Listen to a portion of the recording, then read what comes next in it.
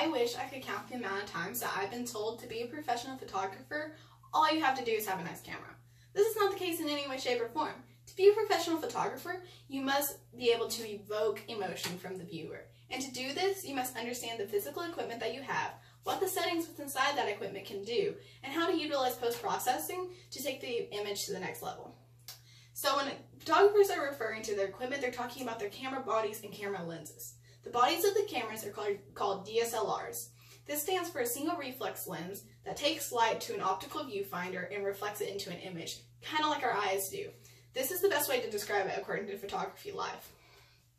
So there's different brands of cameras. There's the #1 selling, which is Canon, my personal favorite, along with Nikon and Sony and many others according to TechRadar. So each camera body and camera lens can create an array of different images. It depends on the f-stops, so the amount of blurriness that the background can have, and the sharpness of the subject, and if it's a zoom or fixed lens, so if it can physically zoom in, or it is a standard fixed lens, it's wherever you're moving is what you're seeing. So each one and each combination can do a million different things, and it's all about personal style and what you're shooting. Next comes the more complicated stuff. You can shoot in automatic, which means the camera is actually taking in information and deciding the settings for you. Or there's manual mode, which the argument is if you don't shoot manual, you're not a photographer. But that's just a personal opinion. So anyways, each setting controls a different part of the camera. So there's ISO, aperture, and shutter speed. ISO can best be described as how much actual light is let into the image, so how bright the background is. And then aperture is actually how focused you are on the subject. So a low aperture equals a blurry background, which is what a lot of portrait photographers use, and a high aperture makes everything crystal clear. So with this means that it's all about personal style and what you use. Shutter speed is how long the physical lens is open. So the longer the lens is open, the more of error it can occur with blurriness, so a tripod must be used for that. So if you're in a dark setting, you have high shutter speed and a long shutter speed, so that way more light is being taken in. And then there comes down to the physical way you're saving the image. So there's JPEG and RAW files. RAW files collect more data, so that way you can utilize post-processing more. And now we must talk about the world of post-processing. Some photographers don't believe that it's a real thing and it shouldn't be acknowledged, and others use it to elevate their image. And I'm personally one that love it.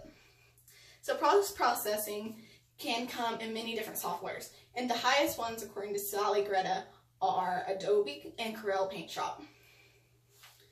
And with these, you can do an array of different things. So there's photo management, access to raw files like we were talking about. It's a very hard thing, and to post it to any social media, you must first convert it to JPEG, and these softwares allow you to do that. It also allows you speedy design. And this sounds a little bit funny, but it's completely true, and that's according to Photography Live as well. So whenever you're a photographer, you like to have a design and flow to your images for a gallery. Some people shoot for just a single images, but most are shooting for a gallery. And these softwares allow you to go through and create an entire feeling and rhythm to each image that flow together to create a perfect story. So we love creating stories. That's what we do as photographers. And these softwares allow us to do a million things, from changing things to different seasons. That's my personal favorite thing to do. Make summer look like fall and fall look like spring, all depending on what the client likes. It's always what I ask him. I'm like, what's your favorite season? And then post-processing allows me any time of the year to create that feeling and that emotion that they want. So it allows endless possibilities, and that's my favorite thing about post-processing. You can edit out trash cans that you don't notice in the background, to adding on a little bit of makeup if someone requests it because it didn't work out that day. So it's something that just kind of allows you to take the images to a next level, and if it's utilized correctly, a million people will be grateful for it. And so overall, to take and capture the perfect image, you must put the research and time into knowing what you're doing. You can't just pick up a camera and automatically shoot the perfect image. It takes a million different things to come together perfectly to create that image that's going to make someone stop and stare. And to do this, all you have to do is learn the physical equipment, what the settings can do, and how to utilize post-processing.